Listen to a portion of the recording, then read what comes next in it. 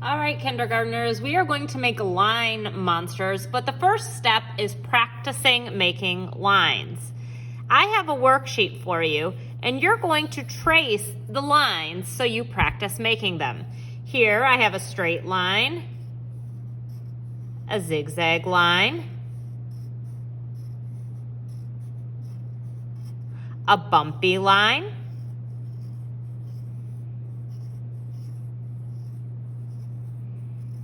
a wavy line, a spiral line,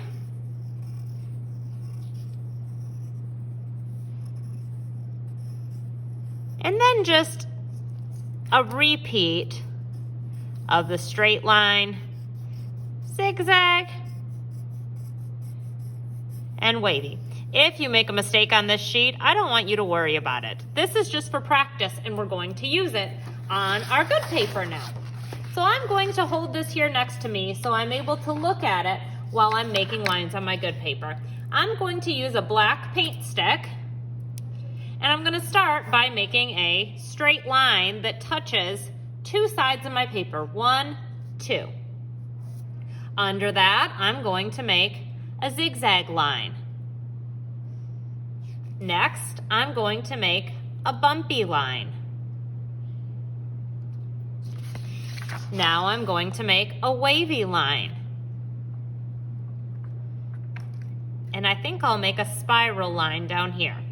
If you have more space, you can repeat some of the lines, but we want to fill our paper from top to bottom with different lines. Now we're going to be painting. We're going to paint the space in between our lines. So I have a paint set for you. I have a water, a sponge, and a paintbrush. Here is how you use all of those supplies. This paint is called tempera paint. You don't need to add water to this type of paint, and you want to keep the colors neat. So you're going to choose the color you want to use first. I think I'll use this turquoise light blue, and I'm going to paint above my straight line with this color. So I'm going to start by outlining the space. When I'm painting, I like to imagine that my paintbrush is a ballerina.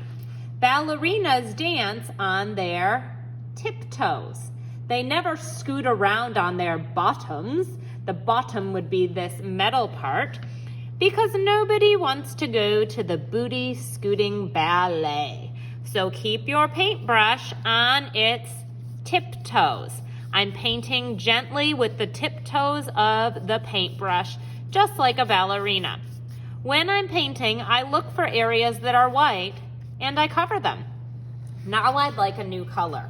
I cannot just stick it back in. If I do that, I will ruin the colors. So what I do instead is I swish it in the water gently. There's no need to splash. And then I paint X's on my sponge here until my brush is clean. Now it's ready for a new color. I think I would like green. So I dip into the green, and I'm again outlining the space. I'm remembering that my paintbrush is a what? A ballerina. My ballerina tiptoes on my paper, never scooting on his bottom, filling that whole white area. Now, I'm ready for a new color. Water, sponge. Now, when I'm getting a new color, I would never go like this and dip in all the colors. If I do that, I would be mixing the colors. And if you mix the colors with paint, we can't get them back to their nice, neat colors that we started with. So make sure that you don't mix the colors in the paint set. That would be very, very sad. Tiptoes filling the area.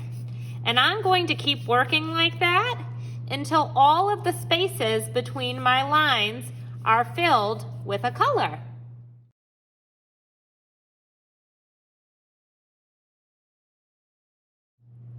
All right, since you've been here, I've trimmed your painting a little bit to make it more the shape of a monster. We're gonna start by flipping it over, and you're going to apply glue. In art, we use a paintbrush to apply glue. So all I'm doing is dipping into the glue, and then I'm brushing around the outside. When I dip, if I have a drip like this here, I simply wipe it on the side to get that off. If you don't wipe it on the side, you're gonna wind up with glue all over yourself and all over your table and all over your art, and nobody wants that. All right, now I'm gonna take this, I'm gonna stick it down. I'm lining it up with the bottom you can see here. And I'm gonna press it. Then what I do is I flip my paper over and give it a back rub. Give it a good old back rub to really get that to adhere or stick. Now I get to do the fun stuff, adding things like eyes and horns and teeth to my monster. I think I'll start with the eyes. I'm gonna start with a white circle, and I'm putting glue around the edges, and then I'm gonna stick it down. The cool thing about monsters is they don't necessarily have two eyes. They're not real, so you can make them however you like. I think I'll put a black dot in the middle. I think this monster is going to have 3 eyes. 2.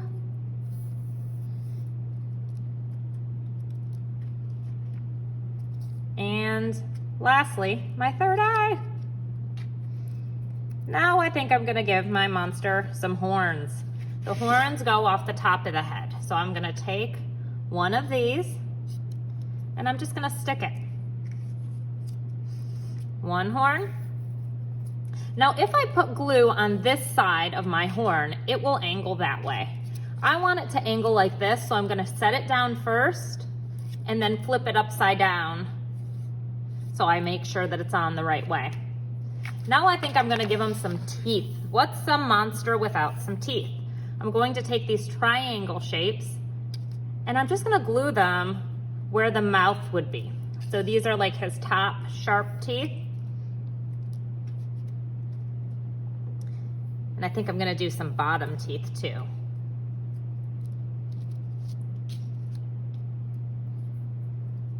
He's looking very spooky. All right, the last thing I'm going to do is flip my paper over again and give it another back rub. This just ensures that everything is stuck on really well. So now you can see I have a super spooky monster that shows all the lines that I've learned. I also showed how I know how to paint and glue. Great work.